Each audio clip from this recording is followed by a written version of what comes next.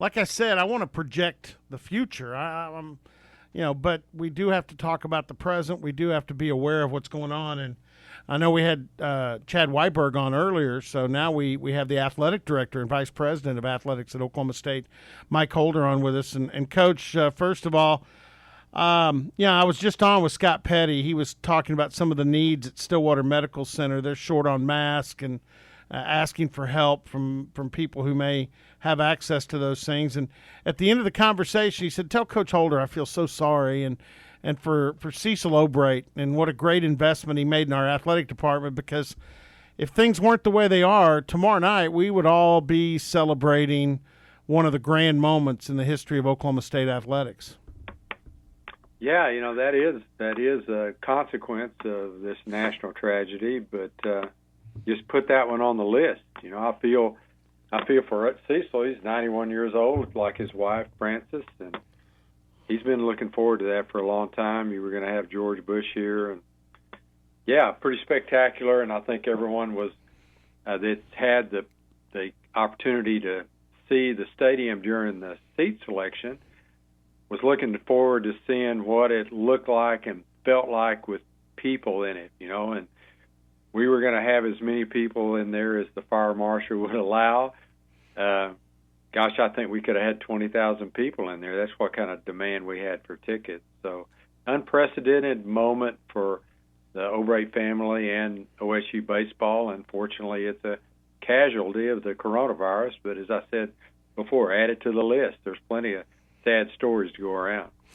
As a coach, not all athletic directors are former coaches. Some came up through administration, but you could certainly relate to what Kenny Gajewski and Josh Holliday and Chris Young. I felt that when I first heard it, the first face I saw in my mind was Chris Young's, because his facility, the facility that the Greenwoods were predominantly responsible for, was all set to host the NCAA Division I men's and women's tennis championships.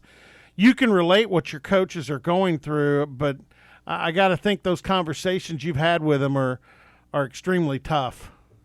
Yeah, but really, a coach gets multiple opportunities to coach in a national championship, and even though we're not going to get to host that one at the NCAA tennis at Ann and Mike Greenwood Tennis Center this year, there's the hope that we'll have another shot at that. But my concern is for the athletes, especially in the spring sports that were just getting cranked up, and all the hopes and dreams that were tied up in those seasons, and to have that taken away from you. You only get 4 years of eligibility, and 1 year of that's 25% of your whole life as a college athlete. So I'm one of the athletic directors. I don't know that everybody's on board, but I'm definitely on board for supporting a restoration of that lost year of eligibility for everyone, not just the seniors.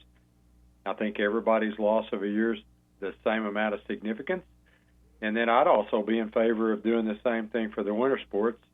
I'm hearing kind of chit-chat out there that I might be in the minority, but for most of those athletes, since wrestling's such a huge part of our history here, I would say that if you've given a choice, if you looked at our athletes in wrestling program and said you can have a choice of wrestling all the regular season or just go to the NCAA championship, I think it'd be unanimous to go to the national championship. Well, that was taken away from them. So, yeah, they wrestled, 90%, 94%, 5% of the whole season, but that's not what they all focused on and dreamed about their whole life. It was about being a national champion or an All-American, and that only happens at the championship itself. So I'd love to see us be able to do something for all those sports and all those athletes that have been impacted. But you've also got the reality of all this, which is the economic consequences of the drastic measures that are being taken to try to protect our population from this threat, this virus. And those consequences haven't started to ratchet up yet. And all of that, what this economy looks like, what our country looks like, in a month or 2 months or 6 months, that's what's going to keep all the athletic directors awake at night, worrying about something that they have no control over, but it's going to have serious consequences for college athletics today and going forward. Yeah, and we've only got Coach Holder for a few more minutes, and I want to, you're in touch with the other athletic directors at the conference level, surely some folks at the NCAA level. What is there anything new, anything beyond what we all have pretty much digested so far on the coronavirus scare and the coronavirus policies that schools and college athletics have put in place? Well, I think it's well documented and publicized, and we as college administrators aren't privy to some special notebook that shows details about how this is being dealt with. It's not available to the general public.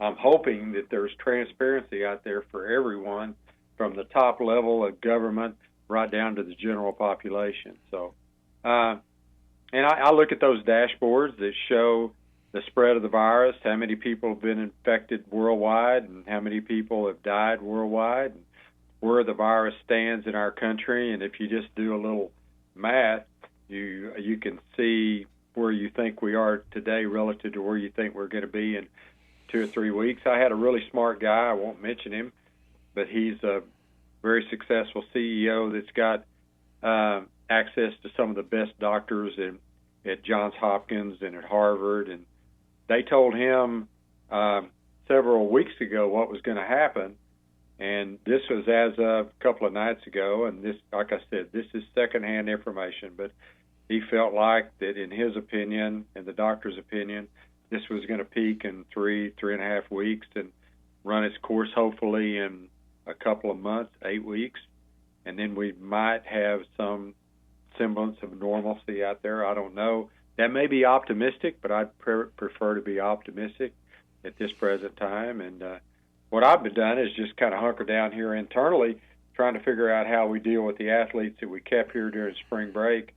And with the changes coming daily from the campus administration, trying to figure out how to deal with that in the most effective way to ensure the health and safety of our student athletes. That's our number one priority. Yeah, and I agree wholeheartedly with that, and I also agree with being optimistic. In fact, I've kind of pledged this show as much as possible while trying to inform.